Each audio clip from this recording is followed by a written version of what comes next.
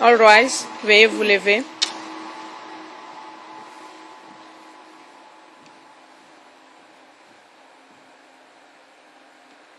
Please be seated. Veuillez vous asseoir.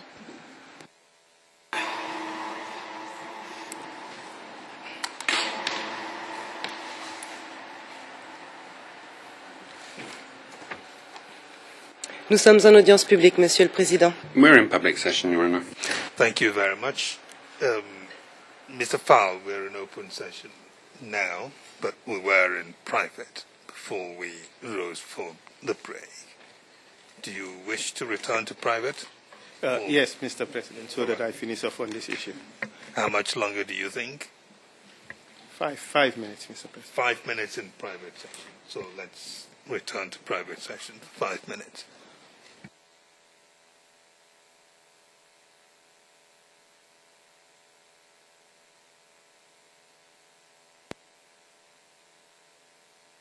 Nous sommes en audience publique, Monsieur le Président.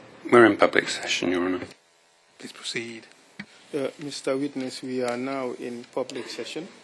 The questions I would ask you may not require you to mention any name, but in the event that you have to, please let us know so that we can move into private session. Is that understood?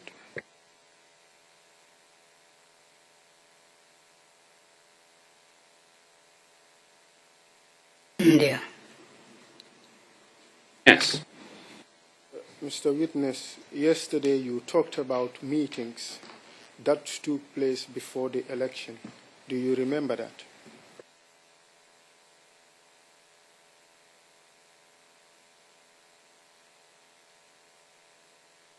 India. Yes. And when you talked about those meetings yesterday, you also talked about things that you heard regarding those meetings and the interpretation you gave to the things that you heard, drawing from your experiences in 1992. I would wish to ask more questions about that.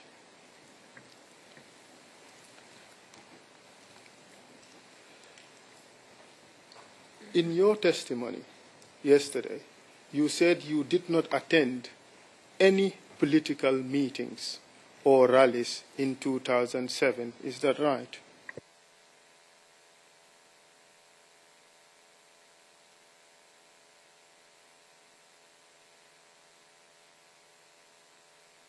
India.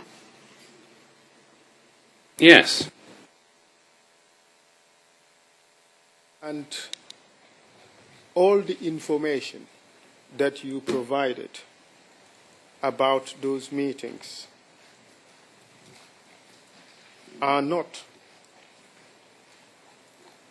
things that you saw yourself, correct?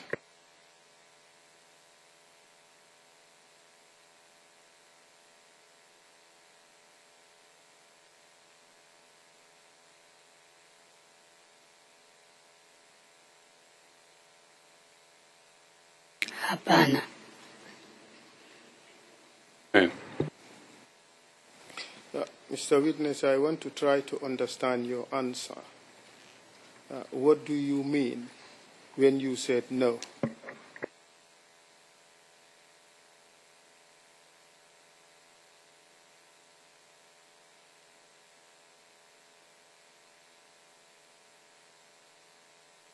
Na taka ni useme kitu.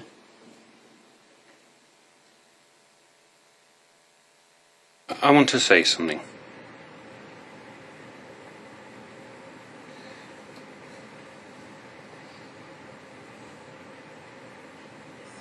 You're asking me if I participate in the political meetings, and I told you, no, I wasn't there. And then you say that I saw myself. Well, no.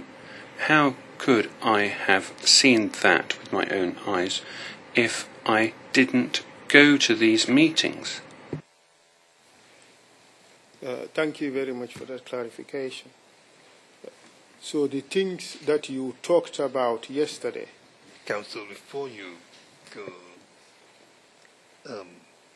on that line of inquiry, was there any doubt at all that the information he gave as to those meetings were hearsay? Well, I have no doubt about that. Why are you asking the questions then? Mr. President, I cannot assume that there is no doubt about it from any quarter. And what I was trying to do is to firm up that fact and then move on to other issues relating to it. But I cannot just assume that it is a fact that is accepted by everybody. Have your opponents, are they saying that the information about the meetings as related to us by this witness was anything other than hearsay at his instance? Mr. President, I don't want to be engaged in any polemic, but from my understanding of the record, there are particular parts of the testimony of the witness which may appear as if he was speaking from his own knowledge about things. And that is why I embarked on this line of questioning. If it was so glaringly clear that it was all hearsay, there wouldn't be many questions. I will leave it to you. It's your cross-examination and your case, Mr. Fowle. Thank you very much, Mr. President. I would repeat the question. So, Mr. Witness, I would go with my instinct. I'll repeat the question. All the things that you testified about, these meetings, are things that you do not have a first-hand knowledge of. Is that right?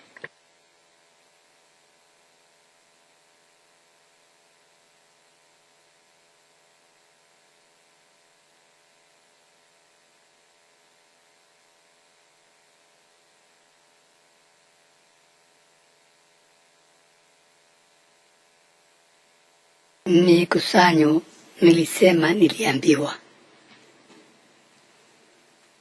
I said that. I was told that.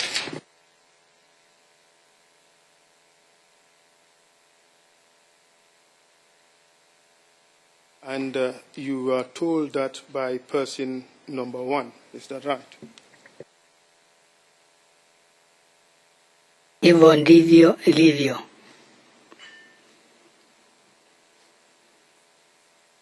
That's correct.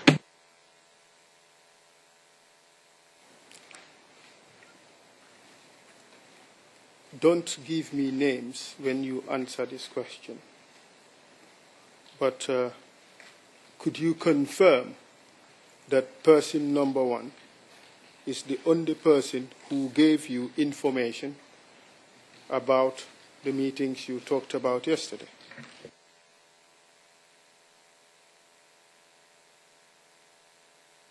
Hivyo ndivyo nilisema jana na hivyo ndivyo ilivyo.